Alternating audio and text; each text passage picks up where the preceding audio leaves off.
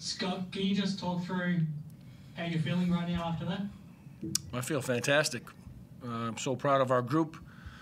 We had obviously some adversity the last 5 or 6 days of fighting with this flu that was going through us and trying to find healthy bodies, and didn't have quite enough. But our guys are relentless.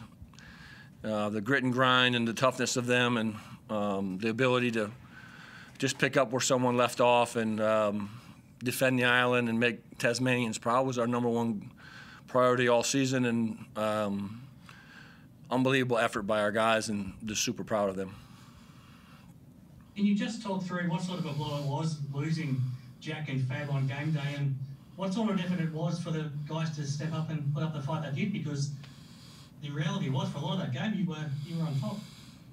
Yeah, I mean, it's been kind of the way it's gone all season, really. Just the next guy steps in if someone's not playing well. It just happened that we were, down a few bodies, and, someone like Jock Perry, who was sick for 6 days and hasn't practiced, and to come in and play today, and we thought we'd get him 2 or 3 minutes and just try to buy some time, and is impactful. And Jared Barrelsor's running around on one leg with a sprained ankle and just trying to fight through it, and guys just step in and fight and battle and scrap, and that's all we ask of them. And Matt Kenyon had no business really being here or on the floor, and just tried to squeeze out a couple minutes from him with his sickness. So tremendous effort across the board. A hell of a fight by us. Congratulations to Sydney, obviously. They're super talented. They have obviously some really, really good players over there, and congratulations to their group and their organization. We'll be better from this. It's a remarkable thing, everything you've just unfolded that you've been dealing with as a group this week just to get ready for this game. I mean, when you talk to the boys right now, do you just tell them how proud you are? Yeah, well, I mean, I've said this before. If they don't know by now, they'll never know. It's not me, really. It's the 500,000 people that are in Tasmania that these guys have impacted, and impacted the sport in some way that maybe none of us could imagine. And to rally an entire state, not a city, but the entire state, and the impact that these gentlemen have had and the way they've carried themselves during the course of the season has been remarkable. And hopefully we've impacted youth basketball and just made the state proud. But I think the impact that we've had in an entire state by what they were able to accomplish in a short amount of time, and the culture that's been built, it's fairy tale. It's Cinderella. It's everything great about sports. It is. It's remarkable. And what about in the bigger picture? When you first came to Australia a couple of years ago, would have you ever imagined that you would be here on a Wednesday night in mid-May, and you're out on the court with 15,000 people, 16,000 people, record grand final crowd, and you're right in the centre of it, representing Tasmania, and it's a remarkable thing to be part of. Yeah, I mean, obviously, I haven't been home in 2+ years, which I never thought in the wildest dreams that would happen, and away from my family and all the things that have been documented, and the privilege to lead this team, and the the statement that these players made during the course of the season to be so impactful around the state it's just a remarkable. And yeah, who would have thunk it? Brian, please continue. Yeah, hi Scott, Brian here in Launceston. Yeah, just continuing on that point you were making about the impact you've had on community, even here in Lonnie, like the numbers of kids at basketball clinics are up. I know myself, I didn't have a huge interest in basketball this season. I can't stop thinking about the JackJumpers. I know you commented on the fairy tale aspect of that, but what was it like from the start of the season, just starting out, and then the build across the season? And what was some of the chat in the group about that? Like, gee, we're getting pretty popular here. Well, it wasn't so much about being popular. I said it to these guys just a few days ago that, we never put any expectations on anything. We never put a ceiling on anything. I've said it a million times. Our process of showing up and doing the work would lead us to wherever we needed to be.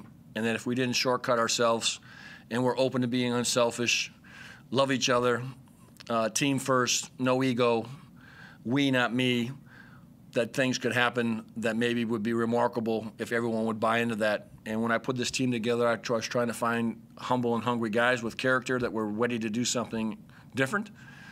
And it's been a privilege to coach them, and they trusted me with their careers, and it's been impactful. And it snowballed obviously during the course of the season, and people, I think, resonated with our play and how we approached it, and appreciated the professionalism of our players and our organization. And I don't see any reason why Tasmania can't be the #1 sport, basketball #1 sport in Tasmania in the next year or so, and the growth should be off the charts, I'm hoping.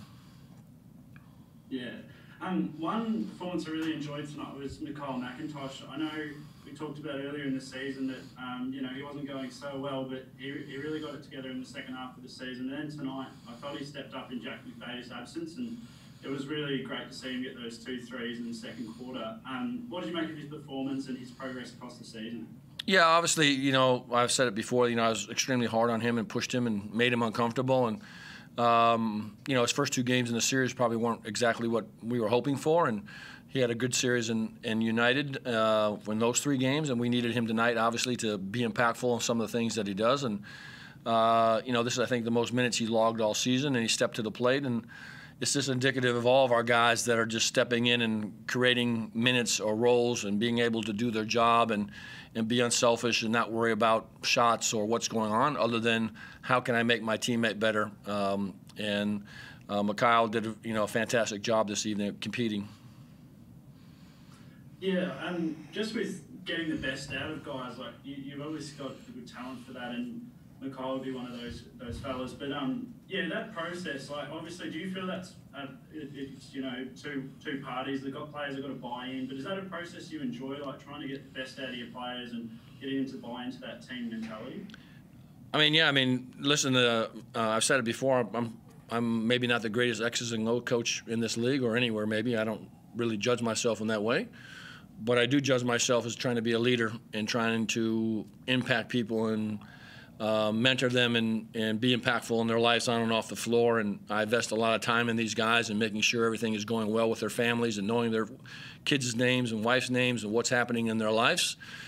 And by doing that, they know I'm invested in them. And I try to make sure that we're forcing them to be uncomfortable and get out of their comfort areas to grow as a basketball player. And that, to me, is leadership and mentorship and things that I love to do. Thanks for your time again, Scott. Appreciate it. Adrian, please continue. Yeah. Hi, Scott. Obviously you came to this season and no one was quite sure what you were going to produce, but you've been fantastic. What do you think you need to do to try and take that next step next year?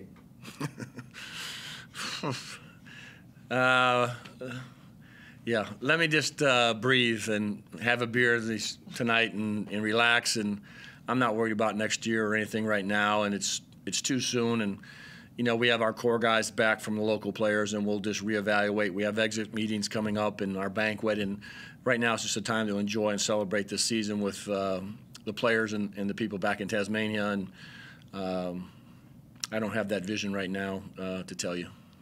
With the series score, probably doesn't give an accurate reflection because you had moments in all 3 games, didn't you? Yeah, we didn't put it together 4 quarters at all, or even probably 3 to some degree. But we had moments against these guys all season, and Magne being out, I don't like to make excuses, but his shot blocking and his athletic ability around the rim against a team like this would be impactful, and it was one of the games that we actually beat them was with Magne. But haven't been able to solve very much with these guys. They're so talented, and they just got scorers and players all over the place. And we had our moments, and we had little windows to step through, and we just couldn't make the right plays at the end or get the right rebound or the right stop. But our grit and determination and relentlessness was, I thought, very impressive today with a shorthanded group. How vocal do you think Jack McVeigh was at the TV? Well, to be honest with you, those 2 guys have been in bed, and I'm sure they were right there at the end of the bed and just rooting for us. And just a difficult situation because you never know when you get back to the grand finals again if you're ever going to have a chance. And you know, it's just sad that they, you know, are just laid up really. And Matt Kenyon is really in the same boat when you think about it. And it is what it is, and we just had to deal with it. But it's a shame they weren't able to at least play in a game like this.